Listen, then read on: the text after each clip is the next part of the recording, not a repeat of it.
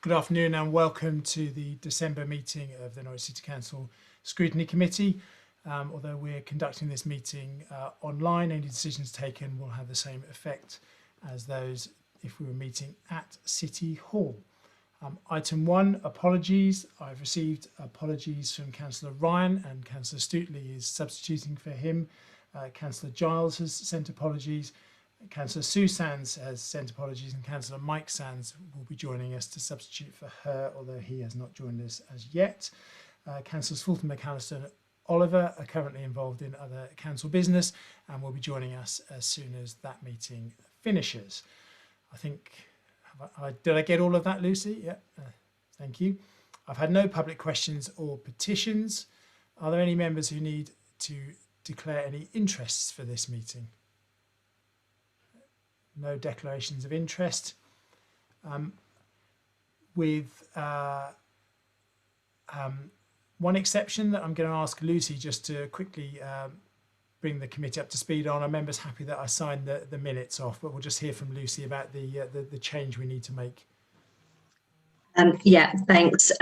Councillor Carlo brought to my attention that I had made a slight oversight in the minutes and members did discuss the placement of temporary accommodation within wards and whether or not ward members should be told by officers where these were going to be. And there was a vote on a recommendation for that which fell. So I will make a note of that under these minutes to that effect that was omitted from the minutes, and it will be recorded in the minutes of this meeting. Thank you, Lucy. Taking on board Lucy's comments there, are members happy that those minutes can be signed as an accurate record? Getting lots of thumbs up, so thank you very much for that.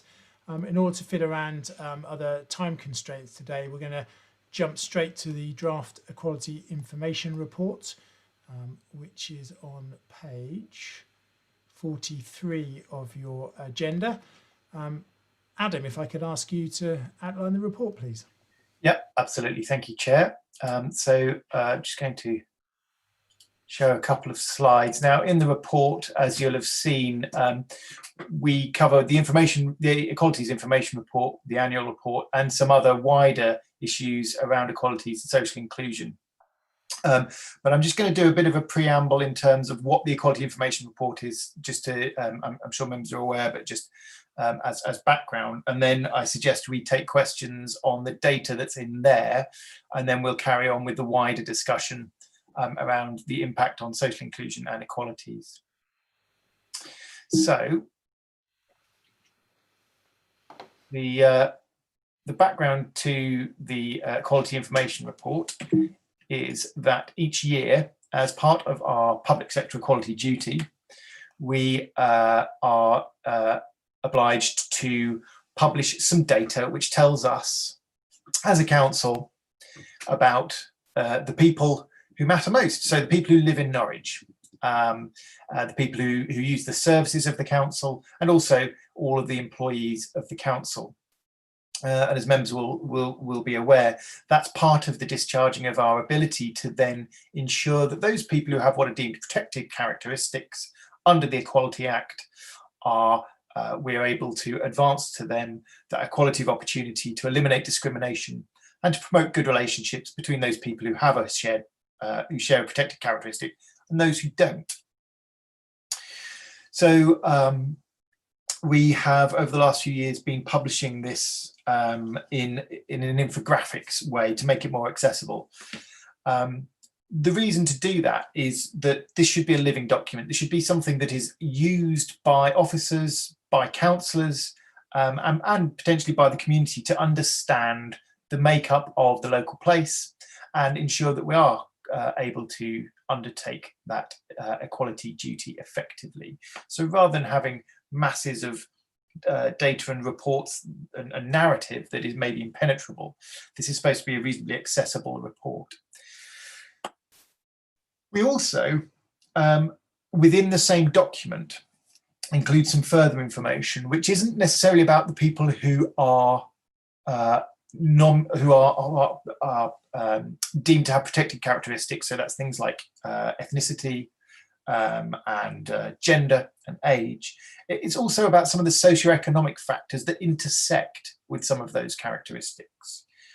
So socioeconomic inequality tends to flow along the same lines as some of those groups of protected characteristics.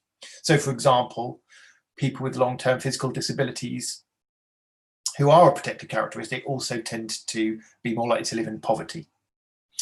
So within the report, you'll also see there's data on things like rough sleeping, there's data on things like looked after children, and socioeconomic deprivation as well.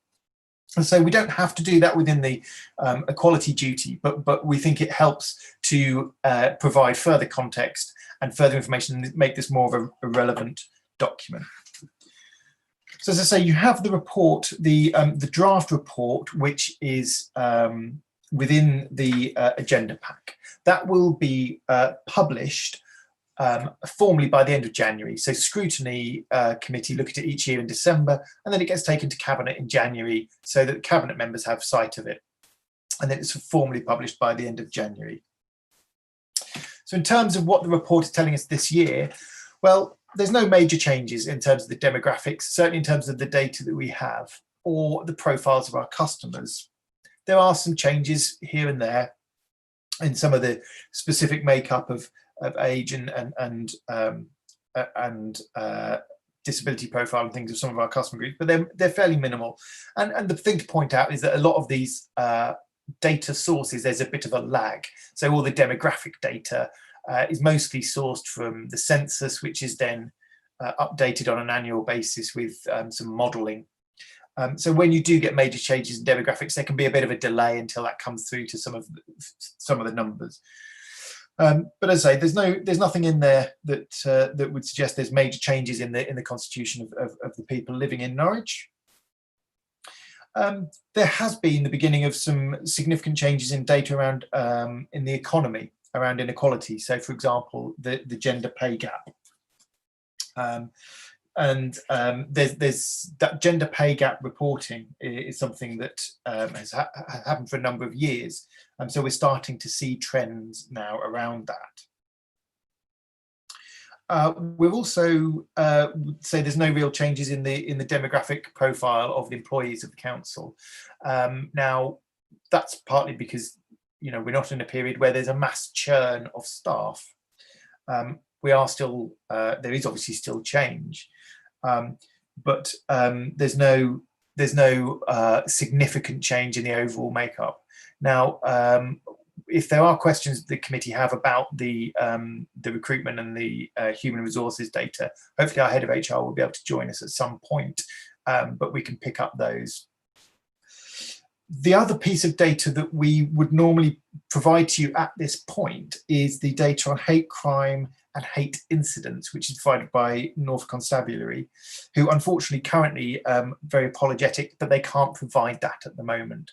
We should have it hopefully by the time this report is published, but that gives us some of the more granular data on the reported levels of hate crimes and hate incidents around the different protected characteristics. So how many there are around race, how many there are about disability, about sexuality, etc.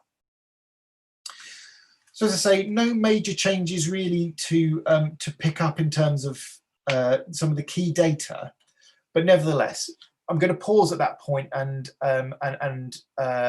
very happy to take questions on any of the data that is there before we get on to some of the wider questions about the impact of COVID-19. Thank you very much, Adam. What I'll do at this point, I think, is if I bring in Councillor Davis as the cabinet member who is able to join us at the moment. Councillor Davis, do you have anything you particularly want to sort of add on that section of the report? I'm also conscious of your time constraints today, so whether there's anything else you want to say in case we don't get to you again. Yeah, thanks, James.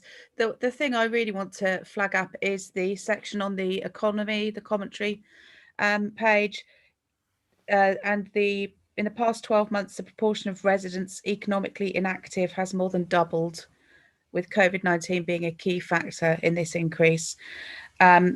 This is obviously going to be something that's a really big issue for the city. I think it's pretty shocking that it has doubled over the past 12 months.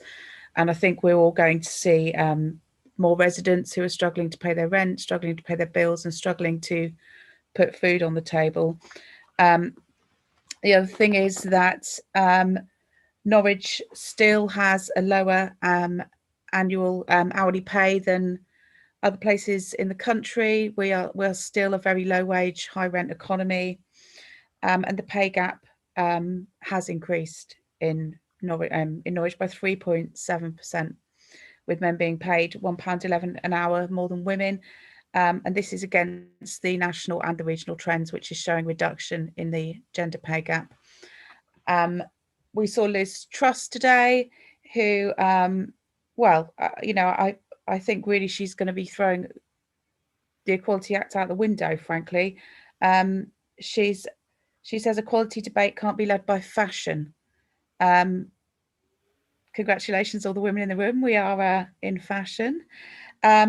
She says it has been dominated by fashion, not facts, and says that they are going to apparently focus on social class and poverty rather than protected characteristics from now on. So I think that next year that may have an impact for councils as well. But if they are going to focus on poverty, they could maybe start by making sure that they don't scrap the £20 an extra uplift in universal credit, because that is going to further damage the economy. Patrick, did you have a question? Okay. Councillor Manning? Yeah, sorry, just struggling with the unmute. Yeah, sorry, Karen, just a question for something Adam said about the hate crime data. Do we know the reasons for the delay? Is it problems of collection or what? And does that threaten the publication date of the report for the 31st of January? I'm just interested because there were, well, unless it sort of died off a bit or I've just stopped paying it attention, there were certainly spikes in hate crime incidents when COVID really took flight, especially against the Chinese and Asian community. We've heard all these stories about spitting incidents and all sorts of things. So it's fairly important or potentially important element of the overall report. I just wondered what the latest from the police is on the data and when we might see it. Yeah, they were hoping to get it to us in time for this. It's a capacity issue. Like a lot of public sector bodies at the moment, they're just very, very stretched. And the sort of analytics resource to draw the data off and report and provide it to us is they've just not been able to do it.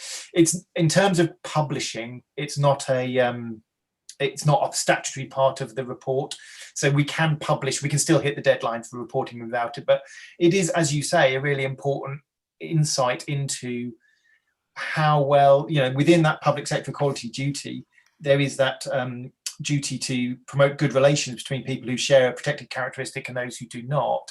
And so all public sector bodies, not only the police, but ourselves and all other public sector bodies, need to know what some of those sort of warning signs are. So hate crimes and hate incidents are a great example of where there could be potential issues. So as I say, very apologetic that they've not been able to get it to us, but it is a capacity issue. Thank you. Chair, can I just quickly ask them, when we do get it, that will be just distributed amongst the committee for interest, presumably, and comment on email if appropriate? Absolutely, yeah, we'll make sure that's available. Thank you. I have a comment on Councillor Davis's comments, and then I'll bring in Councillor Osborne after that. I think it's interesting, actually. We've heard from the Chancellor today the sort of extension of the furlough scheme for another month, and whilst that is a vitally important for those people who benefit from it, I think sadly it's just going to be a sticking plaster that ends up putting off the inevitable. And when those levels of support are removed, then the real impact for our communities is going to come crashing down, and people are going to be in absolute dire straits. And that's why it's so important that what may seem to many like a small amount of extra in universal credit is kept. That £20 is so vitally important. But Councillor Osborne, you've got some questions on Councillor Davis's report as well. Thank you.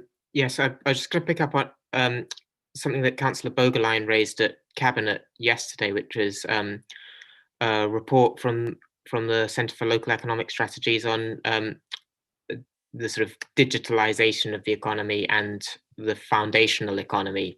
And this report sort of talks about the need for local economic strategies to really support people in the foundational economy. And I noticed in the report from that we're looking at here on paragraph 17 on page 49 of the papers, it talks about the insecure gig economy and the sort of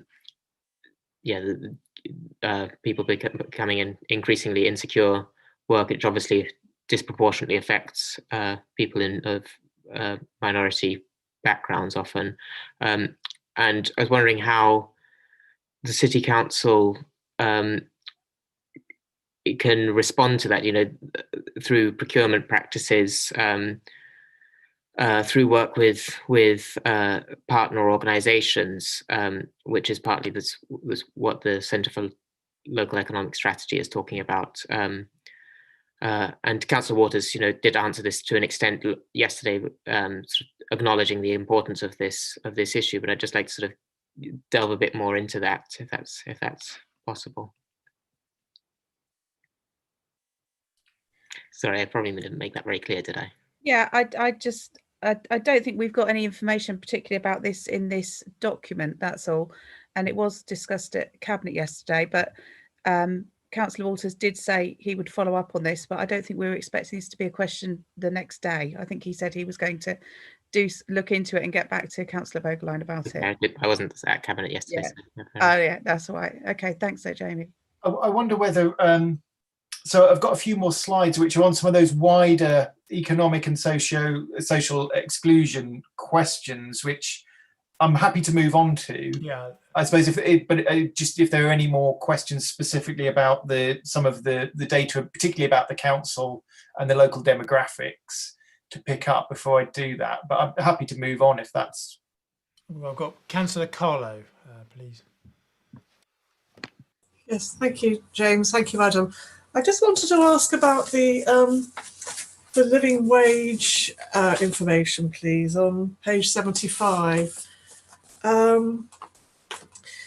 Norwich is proportionately good compared to, well, East of England, for example, and obviously it shows the benefits of Norwich providing leadership on the living wage and importance of employers signing up.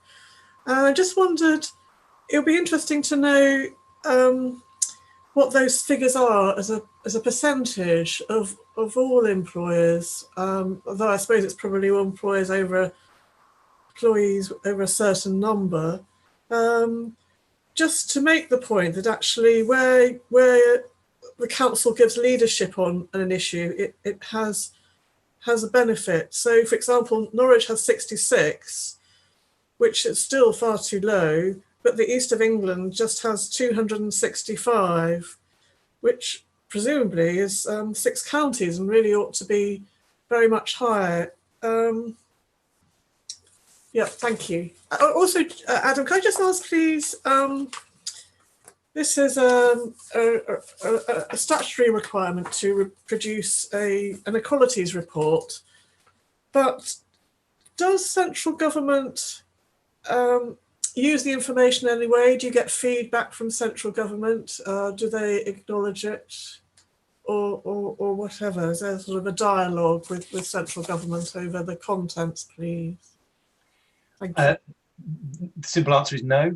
There's no particular dialogue around it. We have in the past shared information with other local government bodies.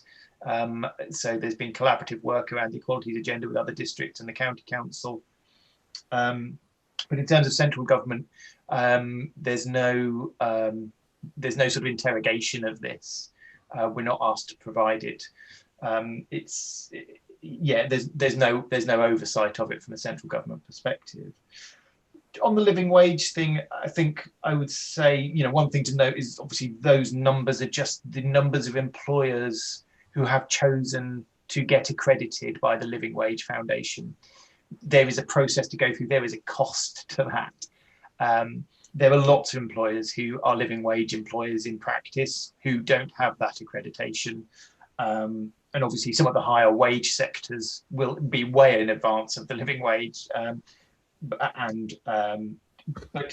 nevertheless, as a sort of sign of commitment to ensuring that all the way through your employment and your supply chain, you have a commitment to that level of that living wage. I think it is a powerful thing, and obviously we're really lucky that organisations like Aviva locally have been very salient in a lot of that work, and there is a move to try and build on that excellence of having those 66 organisations and look for Norwich to become a living wage place, a living wage city.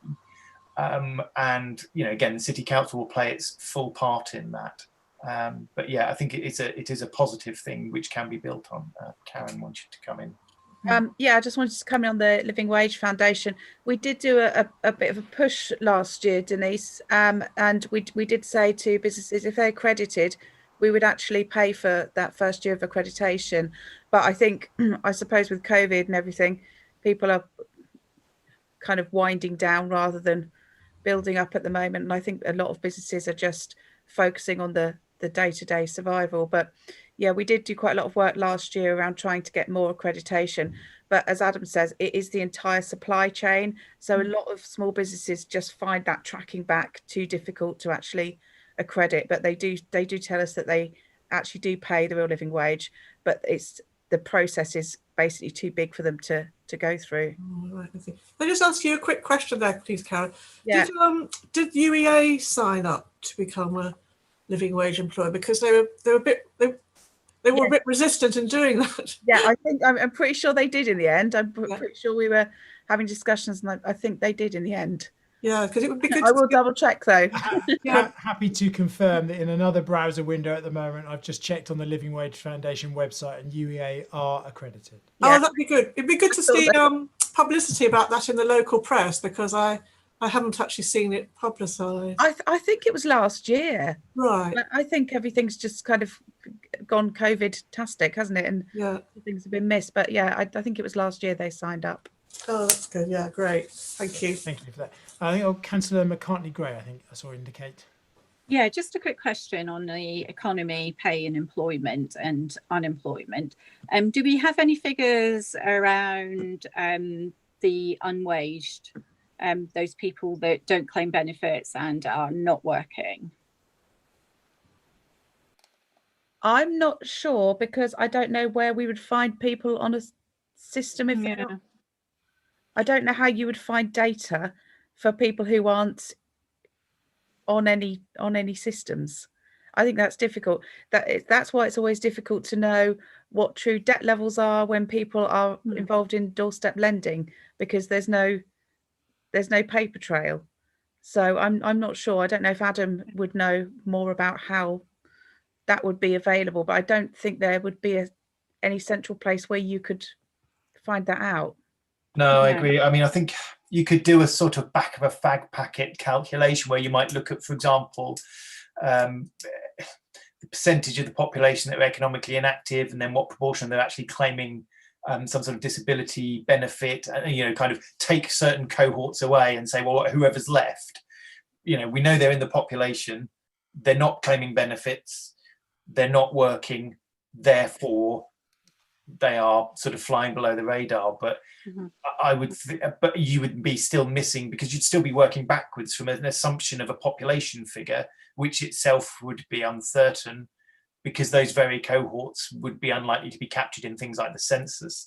So, for example, people with no recourse to public funds are unlikely to be filling in census forms and waving their arms around to be monitored for very good reason. So, as I say, you could probably, it's a sort of thing that I'm sure if you came up with some sort of mathematical modelling based on existing data sets, you could come up with something, but it would still be wildly inaccurate.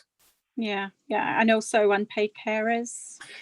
Yeah, there are unpaid carer figures. I've seen figures for Norfolk in terms of numbers of unpaid carers, but I haven't got them to hand. But they do exist. Yeah.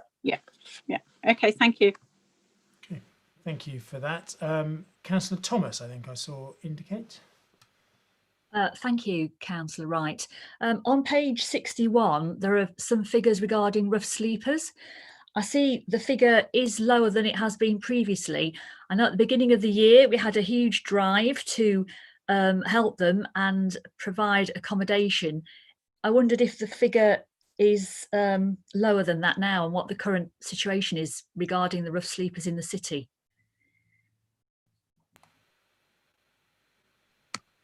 I don't have that current figure to hand, I'm afraid, but I know that there is an awful lot of work going on, and I know that we have spot purchased, I think it's 40, is it, Adam, extra hotel rooms for the winter, and there has been a procurement process that has went through Cabinet last night to identify the new providers for accommodation until next March, I believe. So I'm not sure that that's been updated in time for this meeting. There will be a latest street count figure available, which we can find out for you. Yeah, you're right. I mean, actually getting everybody off the street in the early part was a massive success. And actually that's been a springboard for many of those to be sort of more settled in the long-term access services. But unfortunately, for all of those that we've been able to help, there's also more people coming to the city, more people presenting in housing need, and that even against a backdrop in which, as you know, there's been a hold on evictions. Presentations of people in housing need are very high levels. That's not the same as people being rough sleeping or homeless, but it does mean that there is a conveyor belt of people, and it is a sort of numbers game that all those people presenting in housing need, a certain proportion of them will end up in unstable accommodation or safe serving, or will have already done so.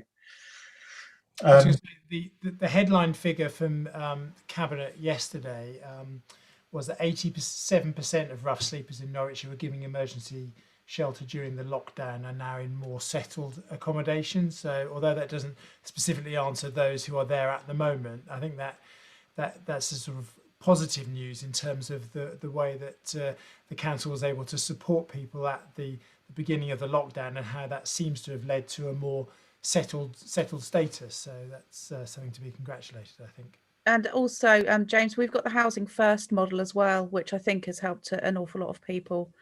And it just gets people off the street and into accommodation, so they've got a chance to actually have a roof over their heads and get themselves sorted out before they then start to engage in the help through the services. So I think that's also a really positive model. It's not a kind of you have to engage in services before we will house you. It's the opposite way around. People can get accommodated and then get the support and the scaffolding they need to get the help they need to move on. I'm afraid I have to leave the meeting now, but thank you for bringing the item forward. I really appreciate it. And if anyone has any questions, just drop me an email, and have a lovely Christmas, everyone. Thank you, Councillor Davis, and thanks very much for your input this evening. Bye-bye, take care. Does anyone else have any questions at this stage? Councillor Graham, and then Councillor Osborne, and then Councillor McCartney-Gray. Thank you. Thank you. I was hoping to catch Karen on this one, but never mind. In the context of what she said about Liz Truss and causes and what's fashionable, as I say, I really love the infographic. It makes the information really accessible, but something really jumped out at me on page 46, where it talks about the average hours worked and compares men and women. Well, we're in the context where we know that domestic abuse is going through the roof. We know that a lot of unpaid care is happening because services aren't available, and that most of that work is done by women. So I wanted to put in a plea to say, can we talk about average hours paid rather than average hours worked? Because so much unpaid work is done by women. Yeah, so those figures on that page, those infographics are from the EHRC. We've just lifted them, I must admit. So, and you're right, that's paid work. that's not work. So, you know, we're sort of cribbing from other people's homework, which is, but I think you're right. We do need to all of that work, as you say, disproportionately undertaken by women, and unpaid carers disproportionately tend to be women, is all in effect input to the economy, even though it's not paid work. So can we change the language to average hours paid or average hours employed rather than worked? I can't change the EHRC's language, I'm afraid. Could you put a on that report? Could you sort of just put an asterisk or something to sort of just state that those are? Yes, salaried hours. Yeah. Yeah. Thank you. Would that be okay, Councillor Graham? I think that would be. Yes, that would help. Thank you. Brilliant. Thank you, Councillor Osborne. Thank you. Yeah, I just have a question about the on page. Sorry, I've just lost it now. The council's employers and recruitment. I've lost the page now. Council employees recruitment on page 31, 79 of the scrutiny papers, 31 of the presentation. It mentions the recruitment of disabled applicants, the number of applicants and the number offered, and likewise the number of non-disabled and applicants and offered, and the proportion of offers to disabled applicants is significantly lower than the proportion of offers to non-disabled applicants. And I'm wondering how that compares to other similar bodies, and whether we have any insight as to why that might be and whether anything can be done about it. Yeah, I would suggest Dawn Bradshaw would be the person to answer that. She was hoping to make it after another meeting that she was involved in. I'm assuming she's not in the meeting yet. So in terms of the specifics on why that might be benchmarking and what we're doing about it, I'm sure she will have some thoughts. We do, just one thought from me on it is that we do have we are part of a scheme which guarantees interviews to anyone who's identified themselves to have a disability and meets the basic criteria. So whereas with people who don't identify as disabled, when they apply, obviously you will assess them against the job criteria, and you'll then be deciding which ones you're going to interview based on that scoring. Obviously tending to interview those who score highest. We have a scheme whereby if people who have, I say, identified as being self-identified as having a disability, they would be therefore more likely to get an interview. So that might mean that you have a disproportionately high number of people being interviewed who identify as having a disability, even though they might not have scored quite as highly as someone who doesn't. So that might account for some of the anomalies, but I don't know how that compares with other employers who are part of that scheme. It doesn't really speak to the appointment stage, though. Yeah, I mean, maybe we could revisit that question if Dawn is able to join us, just to get perhaps a bit more technical detail there. Thank you. Councillor McCartney-Gray, I think you were next with a question, please. Okay, so I have a question for some of the information on page 59 of 84 of the report, and it's around disability. I was just wondering if you had any idea why there's a higher proportion than for Norwich than in Norfolk in England around Equality Act disabilities, as stated in the infographics. So there's I don't have chapter and verse on it, but some of the factors that might account for that are that we have higher level of social housing stock in the city, which some of which will have specific disabled adaptations, which will allow people to stay in them throughout the course of their life in a way that they may not be able to in private stock or in owner-occupier. So that might be a factor. As I said before, disability, unfortunately, tends to also correlate quite highly with low income. And we are a relatively low income city. There's some significant pockets of deprivation, as you know. So it could be to do with that correlation. And obviously, in terms of the percentage, these are all of those Equality Act disability definitions are working age, 16 to 64. What's known as working age disability. And again, we're a disproportionately younger city. So I suspect if you looked over the life course, you would probably see in other bits of Norfolk older people who have higher levels of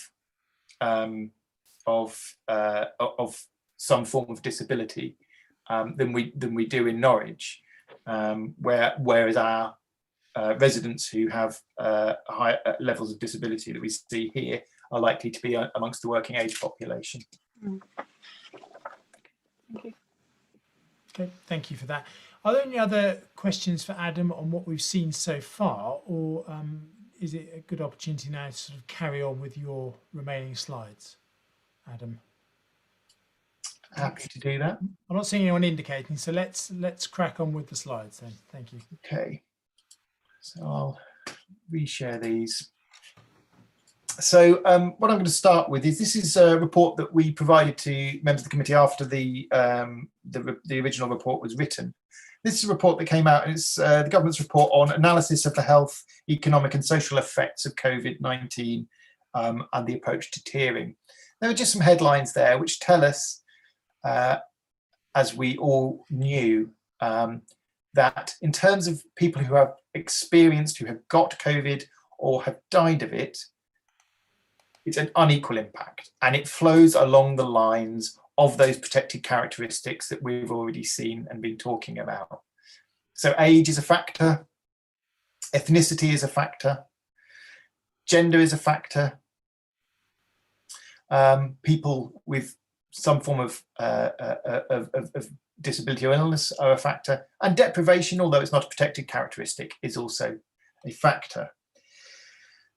And there's a whole series of other ways in which inequality has reflected in different outcomes. Just a very simple example: people with visual impairments, people who are blind, people who are deaf, accessing the information that allows them to navigate the complexity of living in an age of global pandemic, to understand that there's a risk in the first place, to then access the information that will keep them and their families safe, that will allow them to access home testing kits.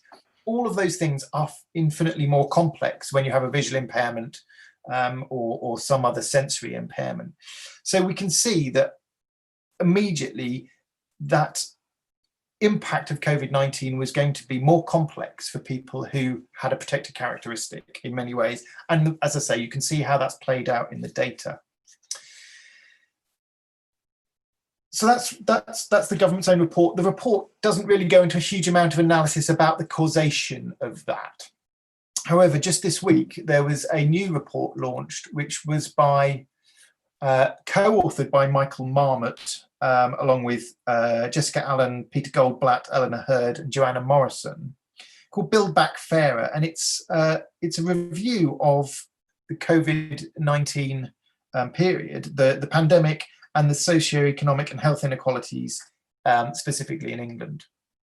Now, for those of you who aren't aware of Michael Marmot's seminal work, the Marmot report really was one of the crucial documents that articulated the way in which health inequalities follow what's called the social gradient, i.e. the more deprived you are in terms of socio-economic context, the more likely you are to die young, the more likely you are to suffer ill health earlier in life and for a longer period.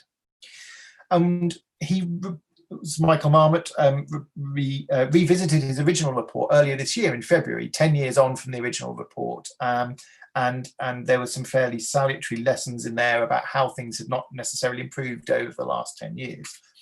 And he's revisited again in the light of COVID with these other authors in this report. And what they've done is tried to look at some of those factors that the government have identified, that there has been this unequal impact of COVID amongst certain groups, how that's mapped to deprivation, and showing how the pandemic has impacted on social and economic inequalities, particularly on health, and how that might play out in the future. So this is a really helpful document in terms of framing the so what question.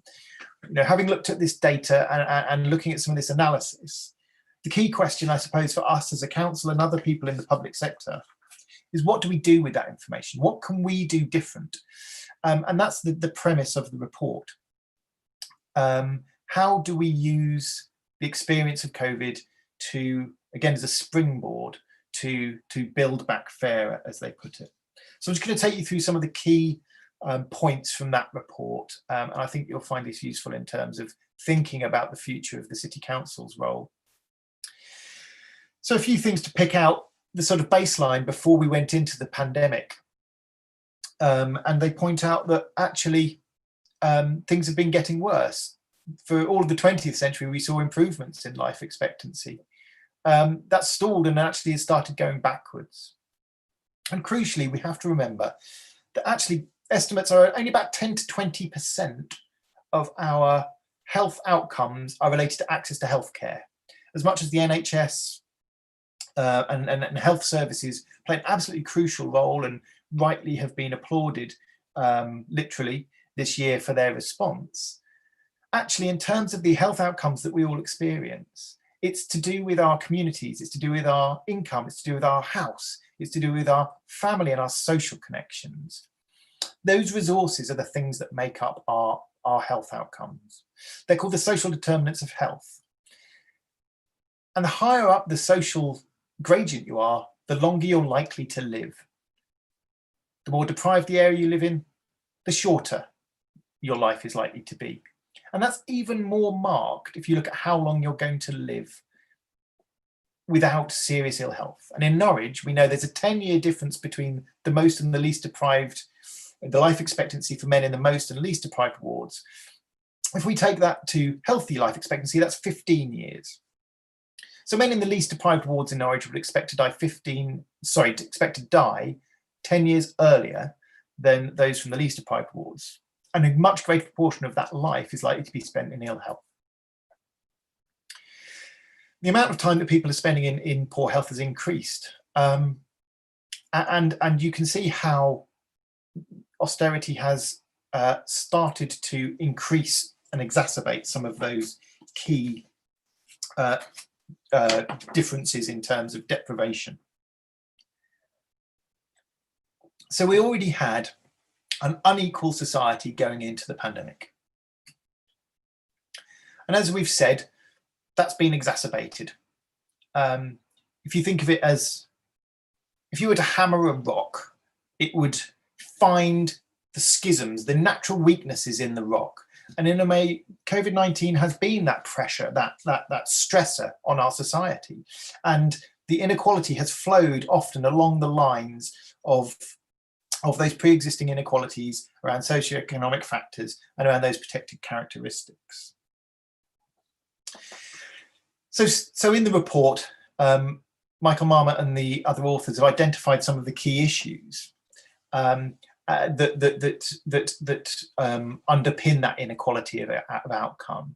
One of the is that the UK is already an unequal society, and so one of the reasons why we've had high numbers of deaths and a high numbers of deaths amongst certain cohorts is because of those conditions that we went into the pandemic with. And as I've already said, pre-existing health conditions, massive issue. Deprivation and inequality, massive issue. The differences between different regions.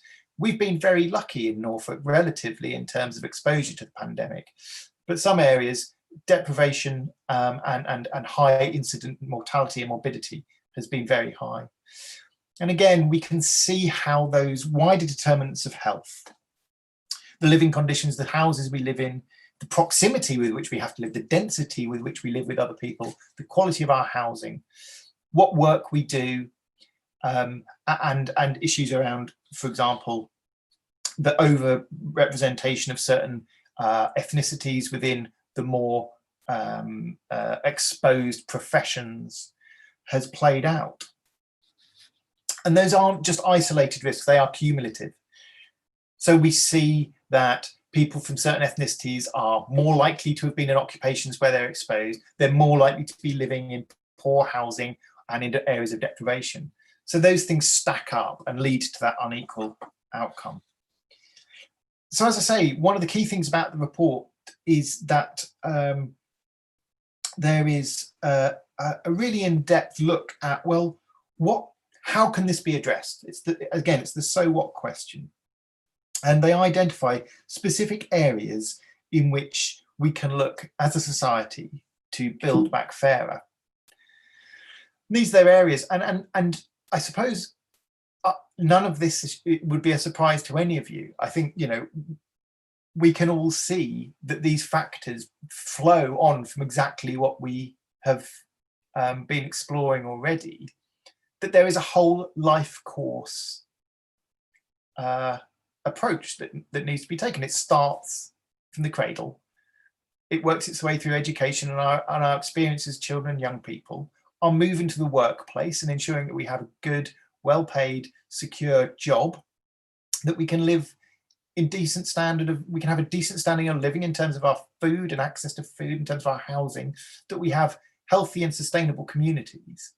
And all of that ensures that we are preventing ill health rather than reacting to it when it has arisen.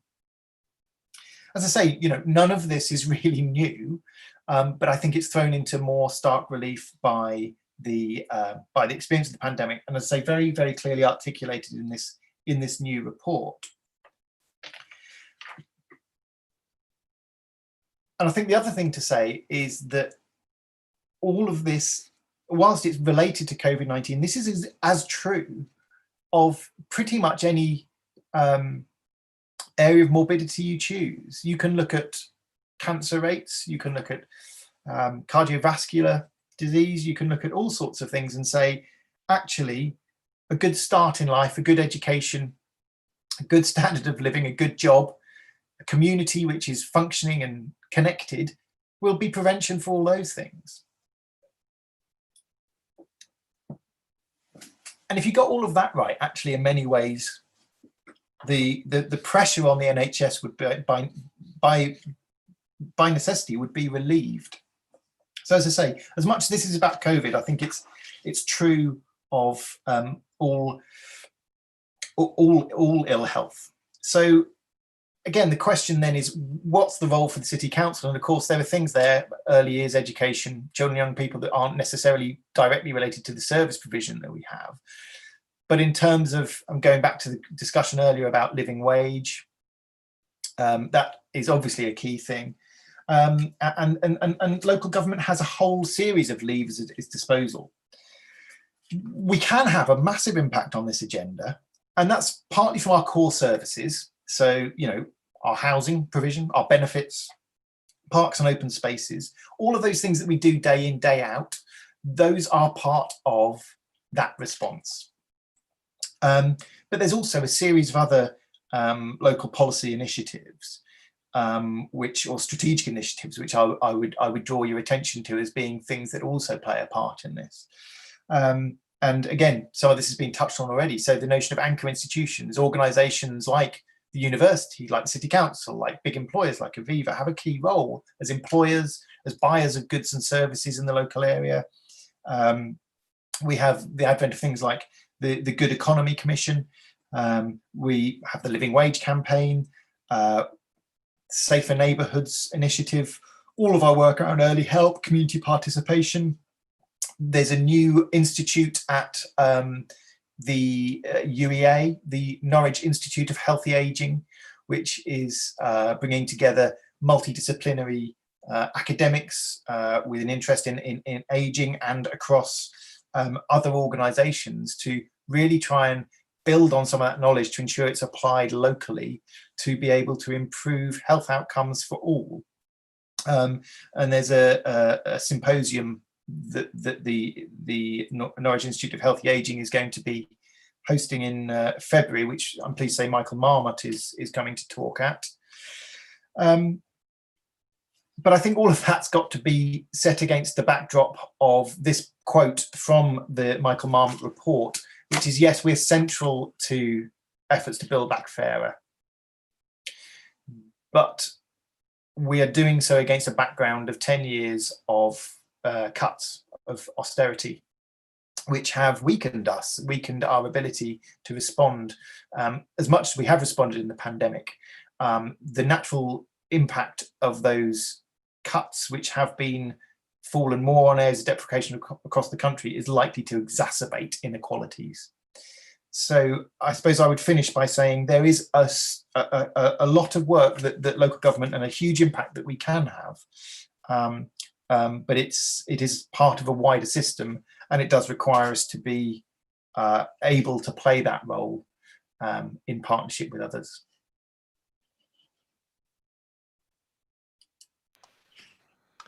Thanks very much for that presentation, Adam. Some real sort of interesting analysis there. Any members with any questions for Adam on that? Councillor Osborne. Yeah, I just want to pick up on something, a particular aspect of that we've seen in the pandemic, which is access to green space. So there was a recent Friends of the Earth report which showed that based on access to public sort of green space, to garden space, and to open access space like heathland, that parts of Norwich, including Mancroft Ward and Thorpe Hamlet, Catton, also Mousehold, which I was surprised about because they do have access to Mousehold Heath, obviously, but they were in the lowest, either 10 or 20% of the country in terms of access to green space. And I wonder how that sort of factors into the report, and what work can be done with partners, as you highlighted there, to try and increase that, both from a sort of health point of view as much as anything. Yeah, no, absolutely. You're completely right. I mean, I don't know if you've seen the Google mobility data, which has been turned up in lots of places, that's shown basically use of parks and open spaces has gone through the roof this year. People have been relying on it. And exactly, equality of access to those things is key. I know if you spoke to our Parks and Open Spaces manager, he would be passionate about ensuring that all of our parks and open spaces are accessible and available and good quality for all residents in Norwich. And there will be, I know there's been some engagement with members and other stakeholders around developing a new parks and open spaces strategy.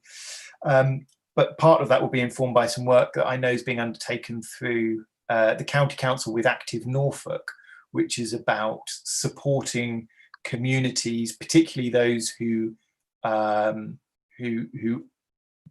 a lower levels of physical activity, to access and make use of some of those parks and open spaces. So there are opportunities to do that. As I say, there's work with public health at county. But again, just mention the Norwich Institute of Healthy Ageing, and some of the academics there have a particular interest in physical activity and use of green spaces. And there have been some interesting examples recently of the idea of green social prescribing. So GPs and other health professionals being able to literally prescribe access to green spaces, and then people being supported to access those. We did apply, or we expressed an interest in a pilot around that, which was a pilot which was massively oversubscribed. So we didn't, unfortunately, achieve that. But the partners, the CCG, the public health team at county and other districts around Norfolk, were very energised by that. And so hopefully, though we didn't get the funding, that's an area where there will be more possibilities. Can I come as a follow-up on that, Please James? That's, I mean, it's good to know that the council's applying for that green social prescribing as well. I would add that, you know, I think it's not just about being active in green space, but also sort of being able to see green space as well. There's that famous study about people in hospital who recover quicker if they can see a tree out of their window, and obviously there's quite a lot of people who may have limited, especially if they're you know, self-isolating during the pandemic and can see green space rather than just car park. And I know that the council is working on a biodiversity strategy, and I would imagine that this sort of equality and fairness thread would run through that. But I wonder if sort of the equalities data can be used to support the biodiversity strategy, which could then hopefully support for future bids, such as the one you mentioned on social prescribing. Yeah, absolutely. I think that's right. You know, our public sector quality duty applies to everything we do. So a biodiversity strategy should absolutely be informed by equalities data as much as, you know, our payment of benefits is. Can I ask another question, James, on a separate topic? Can I, just for the benefit of the committee, I have a small domestic issue here. I need to step away from my computer for about 90 seconds. So if Councillor Osborne's question and Adam's answer could happen relatively autonomously, then I will be back very shortly. Sorry, I feel like the teacher's out of the room now. My question is going to be on digital inclusion, and I know that the council now employs a digital inclusion officer. I saw, and I wonder if you could talk a bit about that and the successes of that, and what sort of future intentions for digital inclusion is going to be. Yeah, absolutely. Yes, you're absolutely right. We have a fantastic digital inclusion coordinator who's been working for a number of years. We received some funding, gosh, 4 or 5 years ago now, I think, to build on some initial mapping we had about where the areas of the city were, who were the cohorts who were most likely to be excluded digitally, and that was sort of given some impetus by the advent of things like universal credit and all of those increasing reliance that the public sector has on ensuring people can transact with it digitally. But you know, it's not just about accessing public services. It's access to the ways and means of sort of living in our society in many ways now. So it's been very successful. One of the most visible successes has been setting up of digital hubs, both at City Hall but also across the city. And again, many of those are in areas of deprivation and work closely alongside libraries and community centres. Over the course of this year, obviously, like everything, it's had to look again at how we deliver that. We've been able to give out devices directly to residents, smartphones, things like MiFis, which are sort of remote, you know, I would think of them as a dongle, but that's probably old-fashioned language. But it means that people have access to data where they might be able to afford it otherwise. And there's been sort of particular projects around, for example, ensuring that people have digital access to people who don't know how or aren't able to access online forms, claim universal credit, or access some of the things like there's the European Settlement Scheme, the census next year. So there are particular sort of targeted touch points to support people. As I say, we had dedicated funding, which has provided a post there for a number of years, which has trained up community champions, internal staff champions, and set up these digital hubs. That funding has now come to an end, but it's such a clearly integral part of how the council works in an enabling way, that we're looking at how, rather than having a sort of digital inclusion project on the side of the council, how can that be embedded in all of our particular customer contact? so that all of that knowledge and expertise is really mainstreamed within the council. But again, the council can only do a bit of it. It's got to be part of working towards a digitally inclusive city. So, we can help our tenants and our residents and do what we can. But, the vision needs to be that the city at large is supporting people who otherwise may be excluded, to have the knowledge, the skills, the confidence as well, to be able to access things online. Thank you, Adam. Thank you. That's good to know. It's sort of answered. I was going to have a sort of follow-up question, but it's sort of been answered actually, which is about working with partner organisations. So after the lockdown lifted again, I went to visit St Ed's on Oak Street, where they have quite basic IT facilities, and obviously there's quite a need for their kids to be able to learn those skills. And I was wondering, how much officer capacity is within that digital inclusion officer to support other charities and partners, and whether there could also be some sort of bulk buying scheme for whether the council can use its power as a purchaser to be able to purchase cheaper digital equipment. In terms of that latter point, I'm not sure. We may have explored that. I can take that back and raise that with the digital inclusion coordinator. I mean, the honest answer to how much capacity is there, not enough. There's one digital inclusion coordinator who is very good at working collaboratively with other people, but ultimately it's just her. So there is some. In terms of digital skills and that sort of digital divide in education, and then sort of the skills into the workforce, there's an element of the Good Economy Commission which is looking at digital skills. So there's some capacity to look at that there. But yeah, I mean, absolutely, there's the opportunity to, if nothing else, to talk to other organisations and join them up with some of the work that's happening nationally. So people like the Good Things Foundation. And some of the other organisations who are the Carnegie Trust and others who are in this space. And my colleague who works on this is very knowledgeable about all of that. So whether or not she would directly be able to support a particular organisation, I'm sure she would be able to give some pointers. Thank you. I'll make a quick point on the sort of digital skills assistance, etc. I wonder whether there might be an opportunity to reach out to, if it's not already being done, some of the sort of tech groups that exist in Norwich, to see whether they could offer any volunteer time to come and support some of the charities and other organisations, if that's not already happening.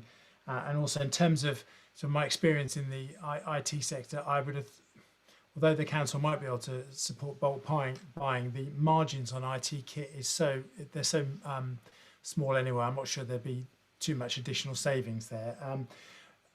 Adam, I have a question that relates to Councillor Osborne's sort of initial point in terms of access to green spaces. Sort of related to that, the running / walking / cycling app Strava collects lots of data about the way that people move around and use these spaces, and they now make that available, their data sets available free to local authorities to assist with their planning. Primarily, it's about planning walking and cycling routes, which obviously aren't a function of our authority anymore. But I wondered whether, if we're not already using that data set, whether we could make use of it in order to help understand where people are taking their exercise, and whether that can then help in planning for a green space strategy. I don't know if we are.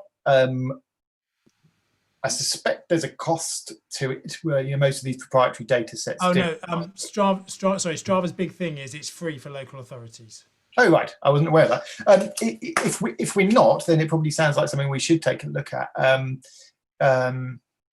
So yeah, and we can pick that up with the Parks and Open Spaces manager. I would have thought as well. I suspect Active Norfolk are fairly on that, although they are I don't actually know what status they have. They're hosted by the county council, so I suspect in terms of accessing that data set, they probably have a route to that as well. But we can ask. Great, thank you. Councillor Thomas. Thank you. My thinking is regarding the green spaces and health and fitness. I think, unfortunately, there will be more people who aren't going to be able to pay for subscriptions for sports facilities, or indeed even one-off sessions. And obviously there is a cost involved, but it would be really good to be able to provide more of the outdoor fitness equipment, so that people actually could use equipment without having to pay any money to do so.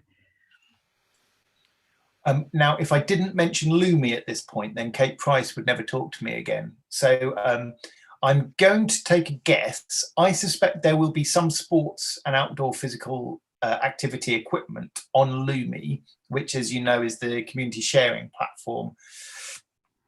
So I will check that, but I suspect there will be access to some of those things on there. Which that would be the sort of first point of call. And for specific groups who want to, I would have thought, again, the community enabling team would work with some of the groups in order to source equipment if it was something that was specifically needed. So I think there's that balance to be struck, between us actually directly providing equipment and then just providing the means by which groups can access equipment for themselves. So I think, there might be some possible answers there. Okay, thank you for that. I'm going to bring in Councillor Sarmezi with a question, but just to let people know that Dawn Bradshaw's been able to join us now. So once Councillor Sarmezi has asked her question, I'll probably go back to Councillor Osborne so he can ask his question that related to interviewing versus employment ratios for those who identify as having a disability. So anyway, Councillor Sarmezi first, and then Councillor Osborne, and then Councillor Graham after that. So, thank you. Thank you, Chair. Can I just say that I think this is a really good report. I like the infographics. It's really accessible, and that's great. And I really like seeing the slides that you put up at the Marmot report. But for me, they're very broad brushed, obviously, because these things have to be. But when we're talking about green spaces, and we're talking about green spaces at the moment in terms of activity, although I take the point that was made earlier, which is just being able to see some nature is beneficial. But can we just make sure that we remember that not everybody is able-bodied, and I sometimes think these things, it's a bit like the cycle lanes, we think that the only people that are on bikes are svelte individuals in Lycra. I'd like to be able to get on a trike, because I'm not very good on it, but I don't think I'd get through those little barriers that are down the Erlen Road. Do you see what I'm saying? And I just feel, when I went to Bruges, it was wonderful seeing women of a certain age, of a certain girth, all on their trikes. I thought, perhaps I could move here, if we were staying in Europe, perhaps I could have done. But, it's just important, I think, to think that there are people with sensory needs. You mentioned sensory impairments. Somebody mentioned sensory impairments earlier. Where are our sensory gardens, quiet spaces? I know there are quite a few around Norwich. Some of the churches have started those, like really important. But we want everybody to be active. We want everyone to be able to do it at their own level, and to feel that it's an inclusive thing to be active and to access green spaces. That was all, but really good report, and thank you very much for everything. Yeah, I 100% agree with you. And I suppose one of the answers to that, which is very mundane and very bureaucratic, but it's about doing equality impact assessments of everything we do. So around transport, around parks and open spaces, ensuring that we have, before we start doing something, thought properly about those groups with protected characteristics, which obviously covers people with physical disabilities, sensory impairments. All of that thinking is done, and we have dialogue with those groups early on, before we started going anywhere near a shovel, that we understand. And I'm really pleased to say that there is a new role within the community enabling team, which is specifically focused on working with groups of residents who have some of those protected characteristics to enter into some of that dialogue, so we understand some of that lived experience and some of those needs, and that over time will act as a really powerful bank of insight, you could call it, which will help shape the way that as a council we can approach all of our functions, whether that's and that's not just about particular projects or initiatives, but that lived experience and really listening to you know, as you say, rightly so, some of the barriers that exist to benefiting from some of the good stuff, some of the investment that's happening over time. That role and the culture that will build up and that we're trying to build up around that will hopefully mitigate a lot of that. As I say, it's a very bureaucratic thing. Do your equality impact assessments, but that's what they're for. Thank you. I mean, just my comment to Councillor Sarmezi, I think absolutely spot on. If you look at, say, the Netherlands, where their cycle infrastructure has the benefit of being able to be used by all types of cyclists and people who make use of mobility scooters, etc. And so it isn't just seen as being for sort of middle-aged men in lycra on bikes, but is there for the benefit of everyone. And I think, you know, if we can have that in the back of our mind at all times, that will be of huge benefit. Councillor Osborne, can I bring you in at this stage to re-ask your question about employment? And then Dawn, I hope, is around somewhere as well. Yes, thank you. I've lost the page again now. Oh, here we go. Page 79 on the committee report and 31 on the presentation.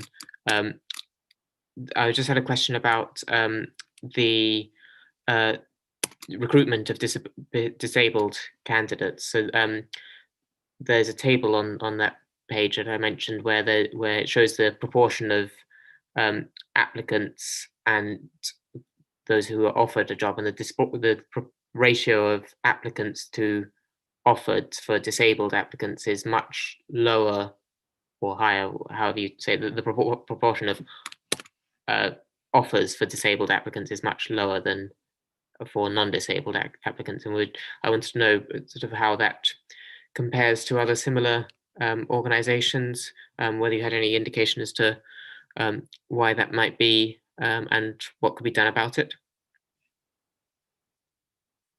Thank you, Councillor Osborne.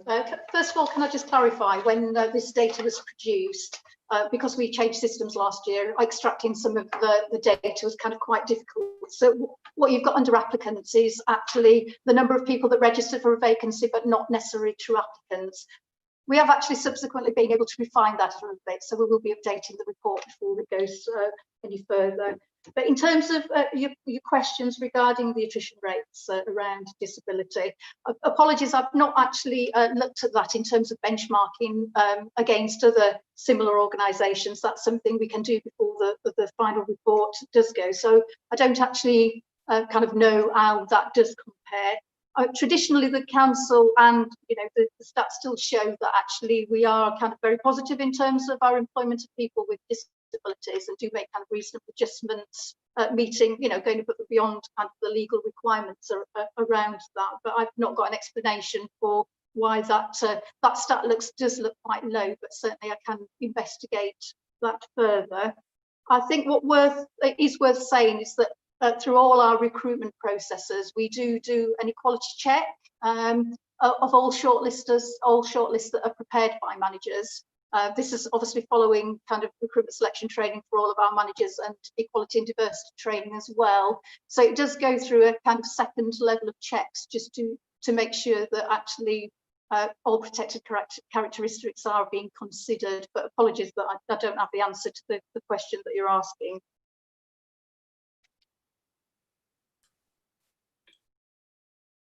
Dawn, I'd mentioned earlier the scheme we have around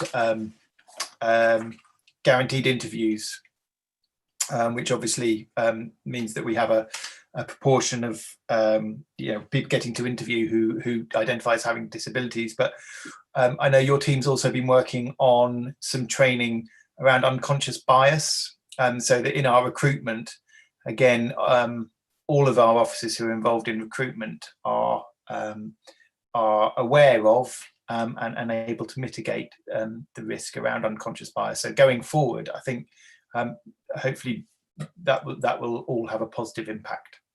Yeah, our current recruitment and selection training also does cover unconscious bias. At this point in time, it is a section on unconscious bias, but we're refreshing kind of our equalities and diversity training generally to obviously pick up a number of points in terms of our workforce. So it's a piece of work that will be going to Cabinet in due course in the early part of next year. The unconscious bias training is just about ready to be rolled out, and we're also making that available to councillors as well as to all managers. Sorry, I anticipated your question there, Councillor Osborne. You did, thank you. Thank you, that's answered my question. I was just going to ask if, obviously once you've had a chance to look into the figures for the disabled applicants and offers, whether that can be circulated to members of the committee. Yes, certainly. Yeah, certainly. Thank you for that. I've got Councillor Graham next, then Councillor Fulton McAllister, then Councillor McCartney-Gray. So Councillor Graham, please.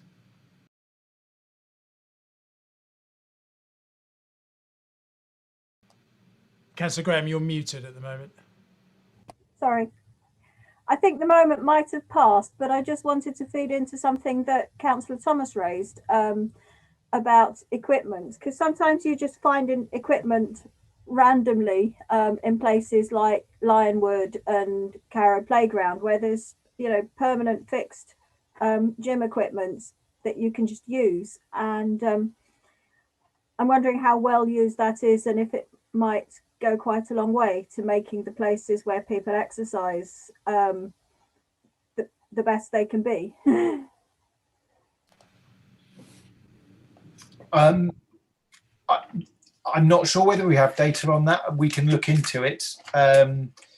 I suspect one of the issues with the putting in of equipment, well, I know one of the issues with the putting in of equipment is whilst the capital expenditure can come from things like SIL, Section 106, we often struggle to find the revenue funding to maintain it.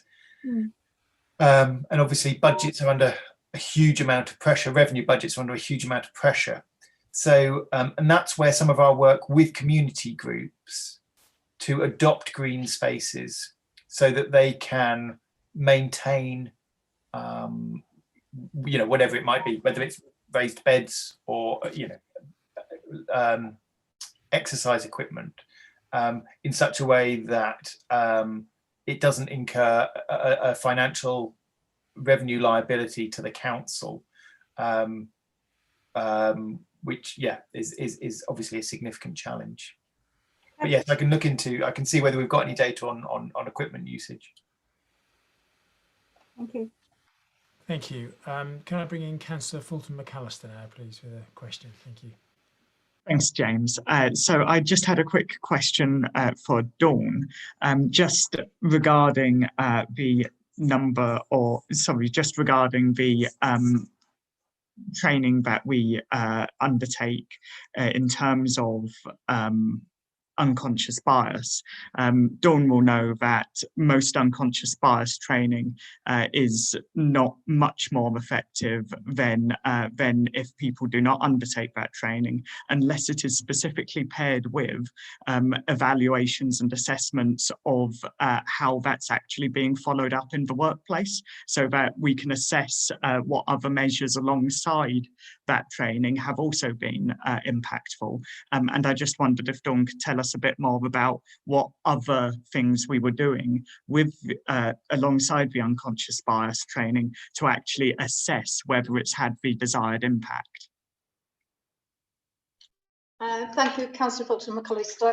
In terms of the unconscious bias e-learning that we're just about to roll out, that's not actually rolled out yet. So what we do, we try to embed kind of equalities elements in all of our training. So it would so we have specific equalities and diversity training that's been running for a number of years by kind of a pretty positive provider. We always get really positive feedback around that, but we try to embed it in each aspect of our training. So each has an equality and diversity aspect to that. We do evaluate all of our training, and we do need to do some further development around the evaluation, because we do the kind of the first level kind of, I suppose it's the impact of that training, kind of the return, whether or not people will be able to use that in their day-to-day work. Where we need to get to is some longer term evaluation of that as well, about kind of changed behaviours as well. We've got a number of action. We're working on an action plan at the moment. So I'm doing some work for the Chief Executive at the moment, generally around inclusion and diversity, but it includes some recommendations going forward about how we do that assessment. Clearly, if you're looking at recruitment selection, we have normally kind of panel, and we do debriefs and feedback after those events. But we do need to do some work on how we evaluate the impact of that beyond what we currently do. Thanks, Dawn. And can I just ask, are there any measures or any targets that managers are given and assessed against in terms of equality and diversity?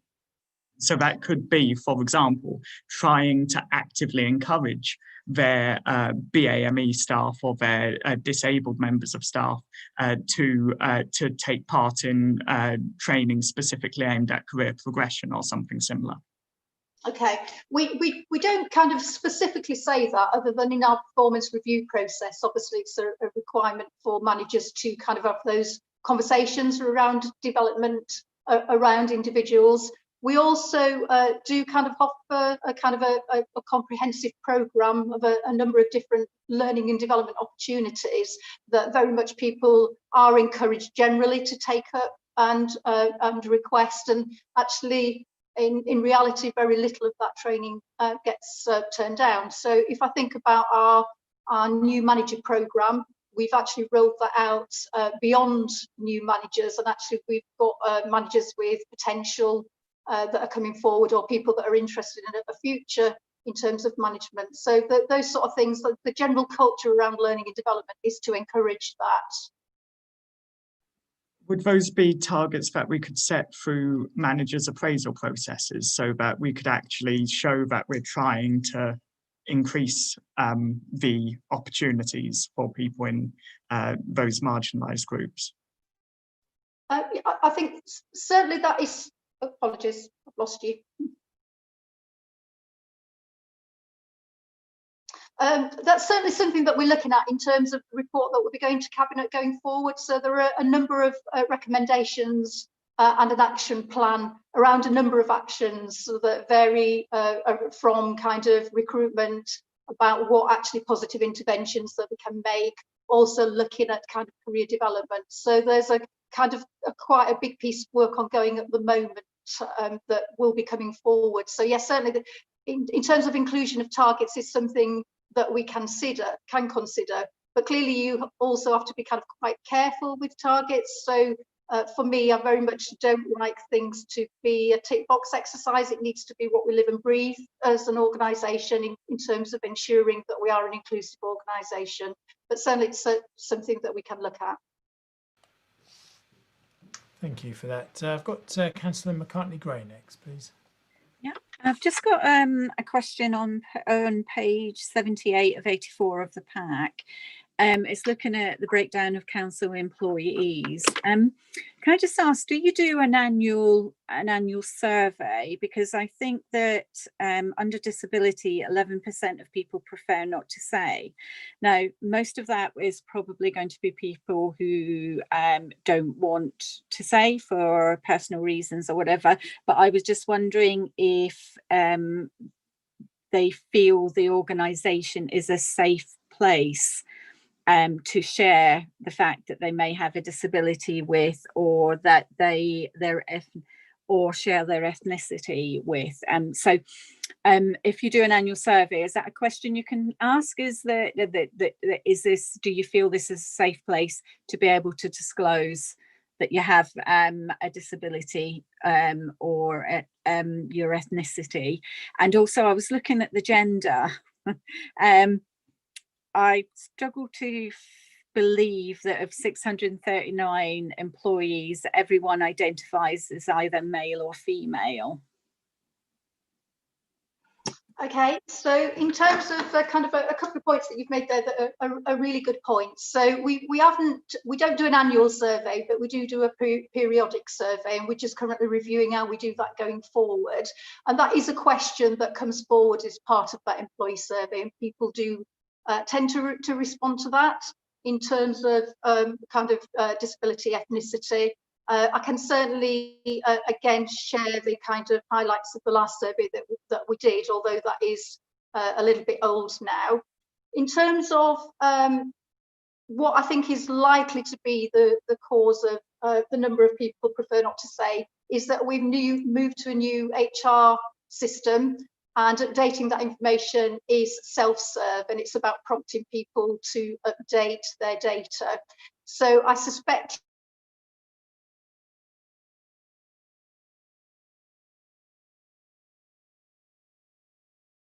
it's more about that. So we have got some communications that we went live with a new system. In terms of looking at how people identify, we specifically went out and asked that question a year ago, and actually that is the results of how people identify. People are given kind of different options around that. We had intended refreshing the council employee data for this year's equality report. That's something on our list to do to kind of make that more reflective of current circumstances, but actually in terms of our workforce, they do identify as male or female based on the data that we collected last year, about a year ago. If I can just come in, it's a challenge, not just as an employer, but as a provider of services, to be able to capture the granularity of different identities. So if you take something as simple as the title form on, paper forms, electronic forms, we have multiple forms which have developed over time, some of which, go back a number of years, where, there's very simple, couple of options really, and then a sort of other box. And in order to be able to discharge our equality duty effectively, we need to be able to capture that granularity. But the work to do that means going across all of the forms, the web forms, the paper forms that every service uses. So I think it's something I'm aware of in terms of when we put this report together, but also when services are capturing information about the people using their services. There's a balance to be struck, being able to report on numerically on the numbers of people who are in different categories, which is kind of from a sort of administrative point of view, much easier, to actually reflecting the self-identification of people in an age where non-binary gender, different approaches to self-identification of sexuality, all of those things are fluid and emerging and changing. And there is always a lag, unfortunately, between the social norms and and those reflected in our administrative processes. But it is something that we're aware of, and we want to look at and are looking at. Thank you for that. I've got Councillor Fulton McAllister next, please. Thanks, James, and sorry to bother you again, Dawn, but I just have one one further question about reasonable adjustments, and that's whether we make automatic reasonable adjustments when it comes to either our recruitment processes or anything else. And I'll just give a very quick example of how it can very easily be done. I suffer with Asperger's, and I tend to find it difficult to talk about my disability, but it's something where occasionally I've asked for adjustments from employers, but actually with my most recent employer, NASUWT, their policy was that they would just as a matter of course be asking questions in interview which were not based on hypotheticals, which made it a lot easier for people who had some type of neurodivergence to be able to engage with the interview process. And something like that takes very little effort for an organisation to do, but can have a massive impact. And not everybody wishes to disclose where they have disabilities. Do we do things like that at the moment? In terms of generally for reasonable adjustments, we'd obviously, as part of the process, we do tell people that can contact us confidentially to discuss any that are required. But I'm not aware that we actively put anything in place in terms of what you've described, Councillor Bolton McAllister, but it's certainly something that is well worth looking at.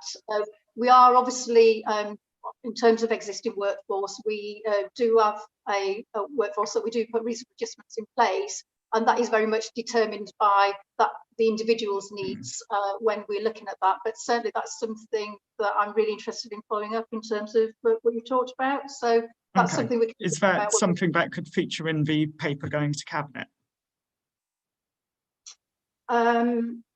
I don't know if it's the appropriate place, but certainly something which actually changes our recruitment policies or other things. Absolutely, I'm kind of look at a whole range of actions and recommendations. You're not talking about the equality report going to Cabinet. You're talking about the later report that I'm working on. My team are working on at the moment. Absolutely, that's something that we can look at what kind of positive things we can do to kind of support people with the kind of recruitment selection process. Yes. Thank you. And actually, in answer to, from a member perspective, to Councillor Fulton McAllister's question, certainly the most recent interview panels I've sat on, our questions have been very much tell us something you have done rather than giving hypotheticals, which based on what you describe would sound like we sort of hit the right approach there. So thank you. Councillor Osborne, I think you were next, then Councillor Sarmezi after you. Thank you.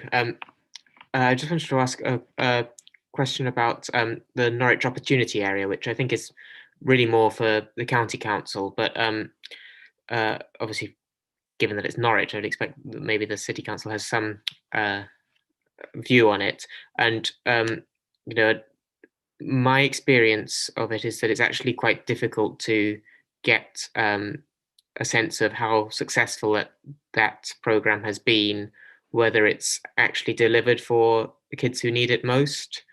There's, I have to say, not a great deal of accountability on, at least just looking at their website. And so I wonder if the City Council has any insight into their work, whether the City Council's been working with them, and what more might be done to support equality through that, because they've got a lot of money for kids in our area. Yeah, I'm very happy to pick that one up. And actually, there's a bit of a good news story on that one, which is, I suppose, the origins of the social mobility opportunity area have a very particular sort of genesis. There was a particular minister and a particular approach that were there, and that sort of fed down to how it's been implemented at a local level.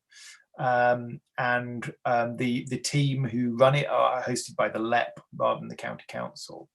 And I think there has been a need for them to be clear in their scope, as in, the truth is that we know that a lot of educational outcomes, as with health outcomes, are dictated by the wider social determinants. So again, it's about the housing, the community, the social capital, all of those things, as much as what happens in the school, in the classroom. But nevertheless, the opportunity areas had to focus on what they can do within the education, within the formal educational settings.